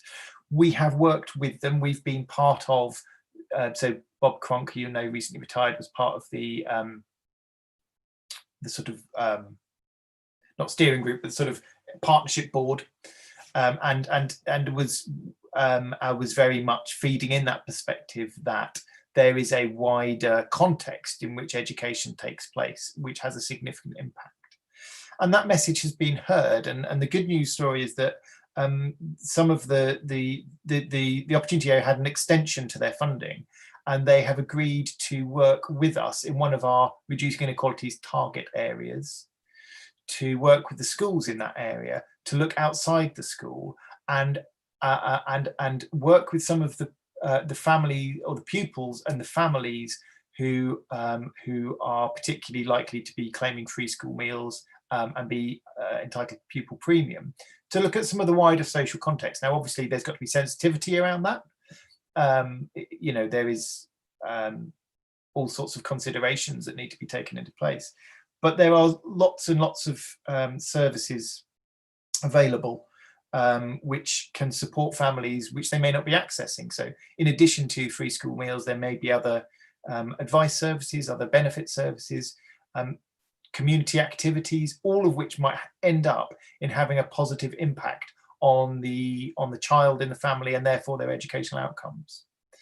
And so that's recently been agreed, and that I think is nuancing the sort of educational only perspective that I think by necessity up till now the opportunity area have had to focus on. I think the other thing is that they've become very aware that the digital divide in education is incredibly significant now. You know, since March, homeschooling has become so significant a thing, and you know, it's just the simple practicalities of having access to a device and data can be the difference between getting access to learning and not having access to learning. So again, you know, that all of that is something that's on their radar. So yeah, I would say a mixed scorecard, but they have engaged with the City Council positively, and without you know, trying not to be dragged into whole areas of social policy that aren't within their scope and remit. They are attempting to reflect those.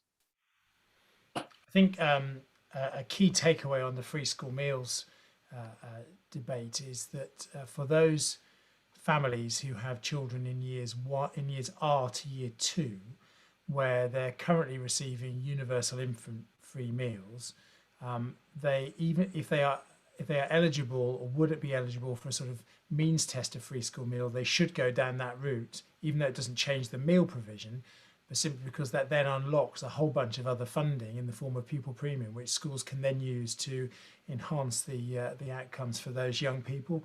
So I think that's something that's come up over the last 9 months, actually, when families have realised that yes, they were getting the universal infant entitlement, but when it came to getting the vouchers, they weren't entitled to those because they hadn't gone down that process. So that's a message that we should all hammer home at whenever the opportunity raises itself. Yeah, you may recall that as part of our original reducing inequalities target area in Lakenham, we targeted the primary schools there because that was exactly the issue, and just by the uptake of 16 additional pupils who were already receiving the universal free school meals applying for the means tested version, there was over 100,000 of additional funding in pupil premium that flowed into that primary school. Because you have a tail of 6 years from when the child is eligible. So, you know, we are talking significant amounts of money flowing into education from families who may not realise the benefit to their child and the child's school from just filling in a simple form. In fact, this sounds like a bit of an advert for applying for free school meals, but of course it's not even filling in a form now. You can just do it online, and it's really, really straightforward. There's a definite message sort of takeaway there. Anyway, enough talking about free school meals for the time being. Councillor Somesi, I think you were up next, please. One thing about free school meals, I agree, it's a very simple process. Unfortunately, and it's something that we need to do more work on everywhere, really, there's still a stigma attached. Some families still feel, some children still feel, and that's about kind of climate and atmosphere, and perhaps finding other mechanisms to get money into schools rather than making parents fill out forms, I guess. But, you know, and the climate and atmosphere is kind of what I wanted to talk about, following on from what Councillor McCartney-Gray and Councillor Fulton McAllister were talking about. I think it's important, of course, that we collect data, and it's important that we record you know, different groups and how many people get shortlisted and appointed and all the rest of it. But I also think we should remember that not everybody wants to be captured by the data. Not everybody wants to be described and explained using categories that are imposed. And actually, it's about, again, coming back to that climate and atmosphere. It's a bit vague and amorphous compared to numbers. I do realise that. But, you know, we should just be creating climates where, you know, everybody feels welcome and everybody feels valued, and we don't make assumptions, I guess. I'm not really asking a question. I'm probably not contributing very much, but I did feel I wanted to put that kind of texture into the conversation, and I'm going to mute now. Thank you, Chair. Thank you. Do we have anyone else who wishes to comment at this stage? So I think we're sort of perhaps coming to the end of this particular item. I think there was one recommendation about adding an asterisk to give some context around the data of unwaged earners. Is it unwaged earners? I can't remember what page that is now. But anyway, that was Councillor Graham's suggestion about hours worked, and that they were paid hours work. That was it. I haven't really detected much else. I think the other thing I picked up was about Councillor Osborne's suggestion around ensuring that we use equalities data to inform the biodiversity strategy. I think that Which I assume would be done anyway, but you know, there's no harm in having a recommendation that we'll be doing anyway. Or is there? I don't know, Chair. Well, I'm conscious in the feedback that the committee received via the leader of the council yesterday at Cabinet about the quality of some of our recommendations, that I'd like to ensure that the committee is sending up recommendations that can be acted upon by the Cabinet. So it's add an asterisk and that's it? Yeah, I'm not even convinced, given that I think there was just agreement to do that necessarily needs to be a recommendation, and we just do it, I think, if the process allows for that, because that does feel, I think, you know, again, what for me, my takeaway from the discussion in the last hour and a half is that it's been really, there's been some great discussion, lots of good questions, and certainly I've learned some more things about what the council is doing in terms of equality. So from that point of view, it's been very helpful. I'm not necessarily sure that we've come up with anything that is a significant change that we're going to ask the Cabinet to look at that it isn't already doing. The work that Dawn's doing is already in train at the moment anyway, so I don't think there's a particular recommendation there. We don't have to make a recommendation. We can simply have had the discussion, had our questions answered, and note the report. But Councillor Osborne, I see your hand up. Can I just ask the question I asked earlier about the sort of gig economy and working with other anchor institutions in order to try and support a fair foundational economy in the city, and I understand that that's what's you know, that's already being looked at, and I wondered if sort of when that has been looked at a bit more, whether it's possible to have a member briefing on that, or what the best ways of disseminating that information is. Member briefing seems to make solid sense. Yeah. Perhaps on the community, the Centre for Local Economic Strategy report, or something along those lines, informed by that. Yeah. Lucy, can I bring you in? Sorry, I just want to be really clear what we're going to ask for a members briefing on, because I'm the one that's got to arrange it. So can you just repeat that for me, Jamie? I'm looking to Adam to maybe help out with a bit of the clarity on what exactly is being worked on by the Good Economy Commission and within the economic strategy as well, perhaps. I suppose it would be, yeah, it would be on the council's approach to working as an anchor institution in the city. So I can if that's enough to go on, Lucy, but otherwise we can form that up between us subsequently. But realistically, I think, you know, that's going to be sort of middle of next year, you know, before we have something that's sort of meaningful to share with members. But. And can I just ask if that would include the council with other anchor institutions? Sort of. Yes, potentially. Yes. I suppose there's the abstract idea of anchored institutions and how they can work in a local area, and then practically, who are the local anchor institutions and are they on board, as it were? So yes, in theory, it would, without being able to speak for those other anchor institutions. I mean, that could go through the Good Economy Commission, where you've already got set those anchor institutions together. Okay. Great, that sounds it's good. Are we all happy with that? And are members happy that we move on to the next item? Yeah, great, excellent. Thank you very much. Well, we're circling back now to item 5, which is NHOSC verbal update. Councillor Oliver, I think you subbed at that meeting, so I wonder if you've got anything you're able to just briefly update the committee on, please. Yes, I have got an action plan and can't get to it at the moment, but just briefly, it's a really well-attended meeting. It was the first one I've been to, my first successful use of Teams, so that was fantastic too. 3 items, first one being issues around the translating service for people with sensory impairments, and the contract was changed from the existing provider, and I noted that the people who were actually interpreting the meeting were from the previous providers. There were some really touching video clips that were played about people's experiences. That was really very powerful to hear that people had taken the time to participate like that. Next one was about suicide prevention helpline, and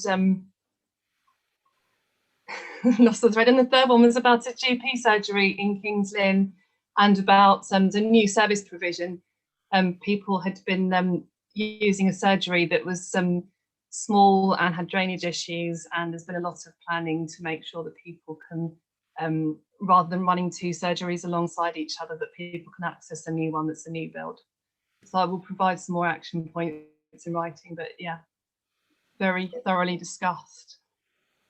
Thank you for that. Councillor Sarmezi, please. Thank you, Chair. We did discuss something in the pre-meet, and I'll be as quick as I can. I'm conscious that time is moving on. I wanted to raise through NHOSC, and so Councillors McCartney-Gray and Councillor Oliver, the ear clearance team, not the most glamorous of things to be talking about, but it's moved over from being something that's hospital-based to being community-based. And I have some personal experience and some other information that seems to be some sort of, not always a smooth transition. It's not a seamless kind of transition. And I'm just wondering if you can ask or take this forward through NHOSC, what kind of evaluation is in place to see about the smooth transition for patients who have previously been treated in hospital as an outpatient, as I was at the ENT department. I go up every 6 months and have my ears vacuumed out. And now it's supposed to happen in the community. Is happening in the community, not supposed to be, is happening. But it seems that patients aren't always being followed up via their GP practices. And I wonder if all GP practices are fully aware that they're supposed to be doing something to trigger this off. And the reason I ask this is because it sounds like a minor thing, and it is a minor thing in one way. But speaking personally, if I don't get this done regularly and it goes on too long, I get balance issues, for example. And I'm using my own personal example because then I own it in a way. But I don't think it's just me. I think it could be a wider issue. So is there any evaluation of how, patients aren't being lost? We aren't suddenly slipping through the net, that everyone that was getting it at a hospital is now getting it in the community, and people aren't losing out. And it isn't a sort of almost like a backdoor way of saying, oh, well, people just won't get that, and then we don't need that service, and then those that can pay for it can have it. And do you see what I'm saying? That's what I'm worried about a little bit. I think that's clear. If not, I can provide something in writing outside of this meeting. Thank you. Yeah. Thank you very much for that. I think that's a very valid point that I think the whole committee would support our reps taking forward to NHOSC. Thank you. Councillor Oliver, did you want to add something? Yeah, I just wanted to echo that really about the role of NHOSC in making sure that people don't slip through the gaps like that, because that was exactly the theme of what I observed in the meeting that I attended. That's what we're there for. Thank you. That's great. Thank you very much, everyone, for their input there. So item 6, we've had a written report for the from the County Community Safety Partnership Scrutiny Subpanel, the CCSP-SSP. Trips off the tongue, but Councillor Giles has very helpfully provided a written report. He's not available to come to the meeting today, but has said that if members have any questions on that report, they can put them to him via email. So we'll note that report and thank Councillor Giles for his participation in that meeting. So let's move on then to item 7, which is the Scrutiny work programme. Picking up a couple of sort of housekeeping things first. The January meeting will be looking at the corporate performance and KPI framework, and all of budget work will come to the February meeting on the 4th of February ahead of the budget. And we had a bit of a discussion in our pre-meeting about a potential item to add to the work programme. Both Councillors Osborne and Councillor Fulton-McAllister, although Councillor Fulton-McAllister wasn't present at that point, it was reported they were of a similar mind. So could I call on either Councillor Fulton-McAllister or Councillor Osborne to talk a bit about a potential item on the insourcing work? Yes, yeah. So if you're happy, Jamie, I'll talk about this. Basically, I had spoken with both Jamie and with Laura if this was discussed in my absence being put forwards. But essentially, I think it would be a good idea for the new insourcing company to be scrutinised by Scrutiny Committee before it goes before we end up taking on 250 odd members of staff in April, to just make sure that we're held to account as the council is our shareholder, and obviously all of its members deserve the opportunity to ask questions, to get answers, and to have an insight into what discussions and what work has already been undertaken. That seems to make perfect sense, and I think if, from the point of view today, if we can put that forward as a proposal that we agree in principle, to then work up the detail of how that scrutiny could look in the first quarter of the next year, with a view to discussing that and firming something up at the January meeting. Are members happy that we adopt that approach? But again, this is from a pre-meeting perspective, but there was broad agreement, Councillor Fulton-McAllister, that this should be an approach that was taken forward. So we'll do some work on that in the beginning of the new year. So thank you for that. Any other comments on the work programme? Councillor Osborne. Thank you. I would like to propose that the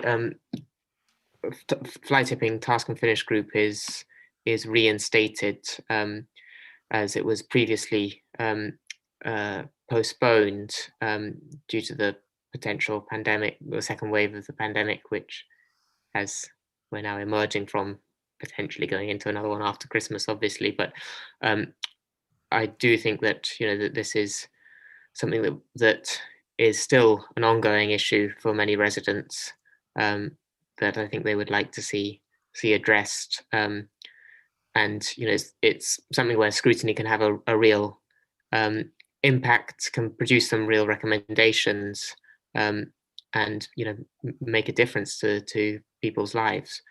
So I would ask that it is reinstated. Okay, thank you. Do any members want to have any comments on that?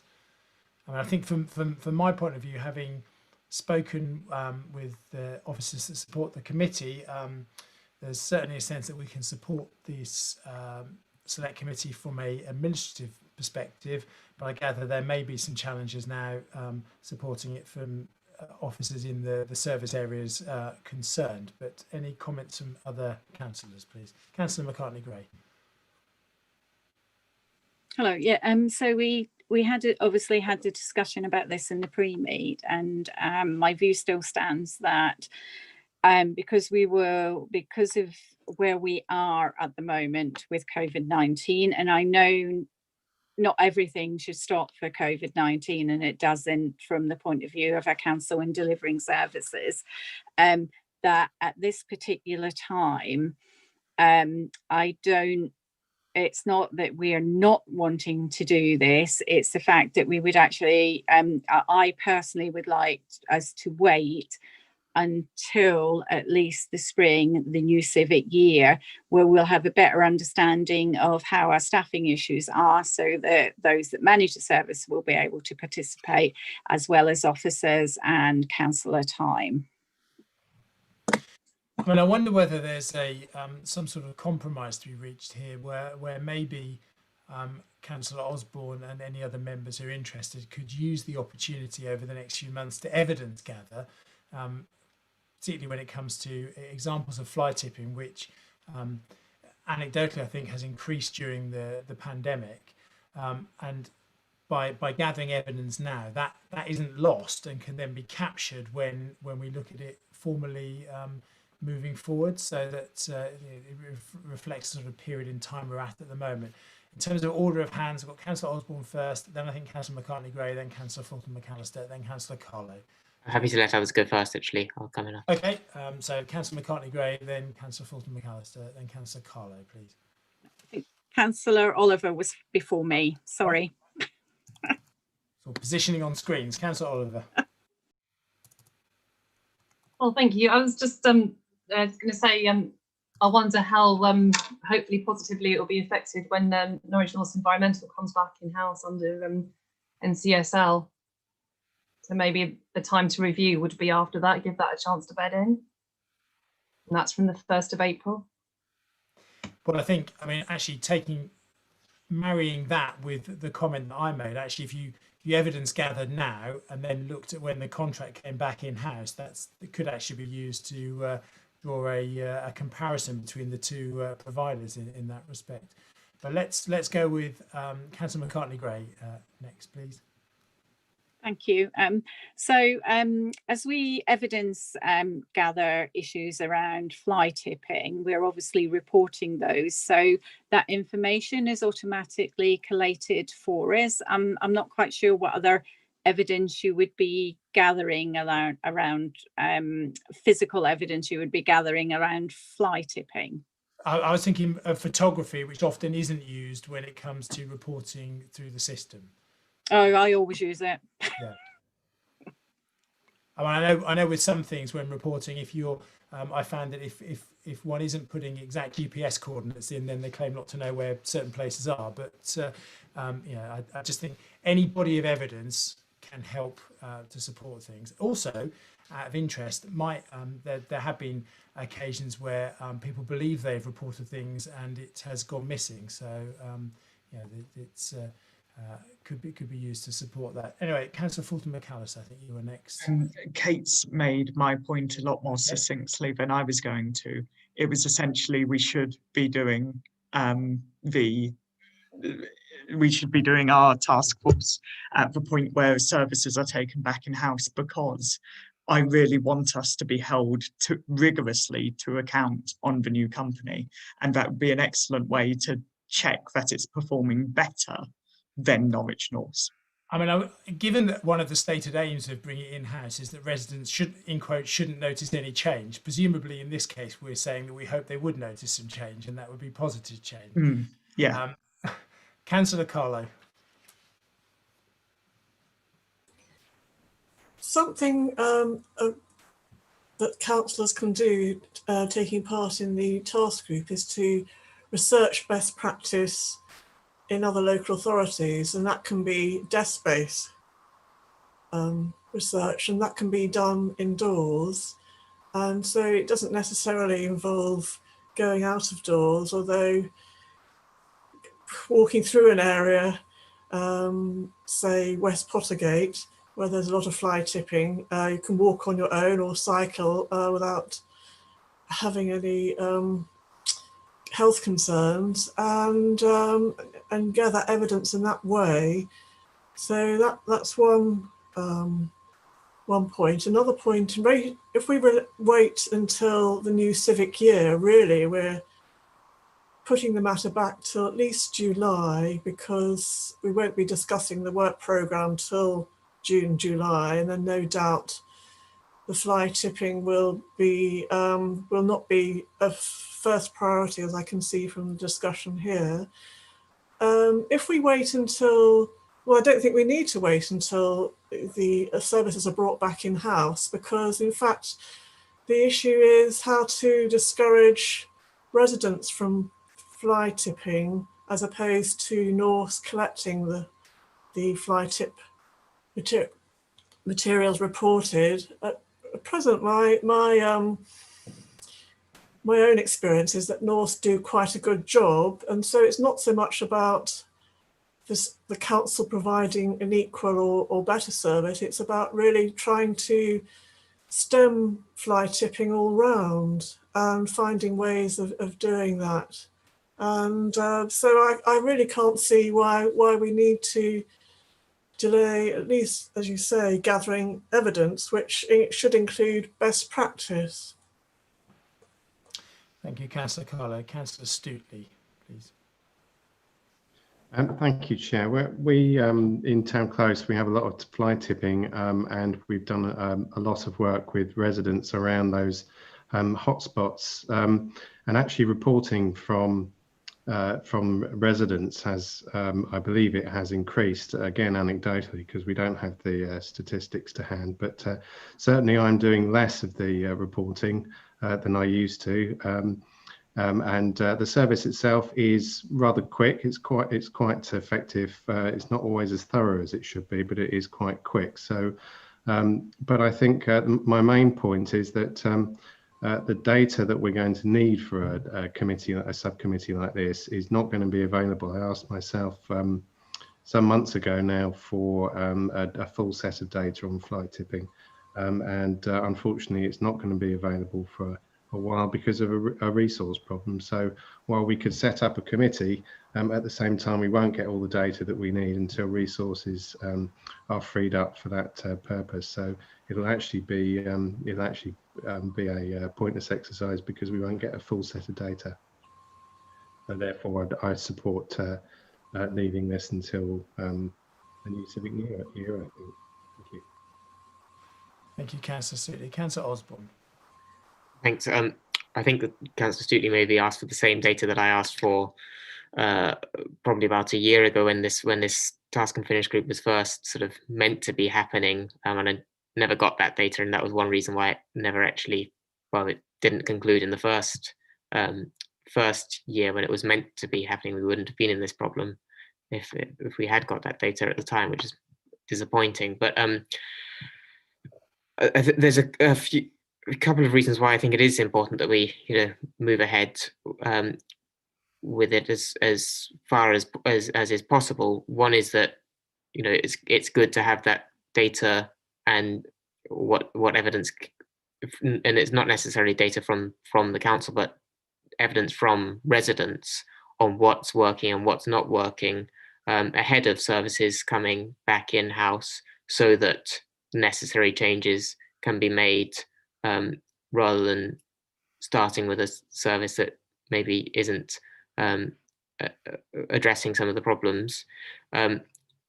There's also a cost implication to fly tipping. The fact that the council has to go out and pick up fly tipped rubbish is expensive. I don't know how expensive it is because that's some of the data that I asked for previously as well and didn't receive.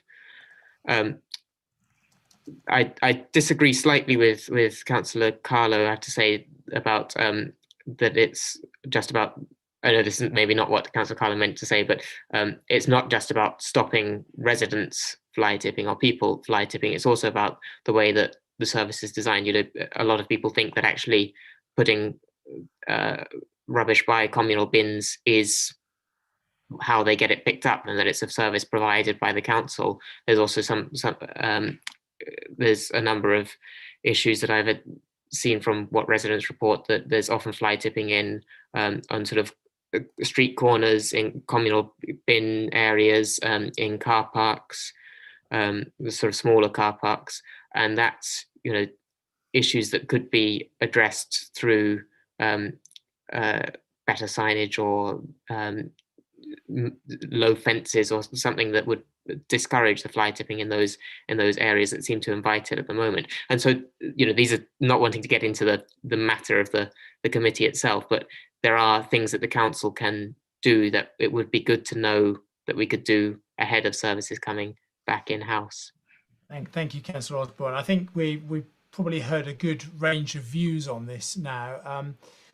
You've proposed that we put it back on the agenda. Could I have a seconder for that proposal so I can then get a vote on that, please? Councillor Carlo is seconding that. All those in favour of reinstating the Select Committee on fly tipping, please indicate. Lucy, have you noted those? And those against, please.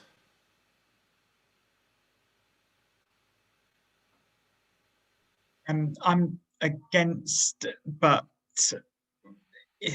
I see some merit after April type of time. Well, the specifically at the moment is about reinstating now in this civic year. Okay. So all those against, please indicate. Lucy, have you got those? Yeah, that is unfortunately lost. So, but we can all go out over the Christmas period and conduct our own research into the fly tipping that goes on. Thank you very much. I think, unless anyone else has anything to say on the work programme, then that is it for scrutiny meetings in 2020. So wish everyone a Merry Christmas and a Happy New Year, and we'll regroup in January. So thank you very much.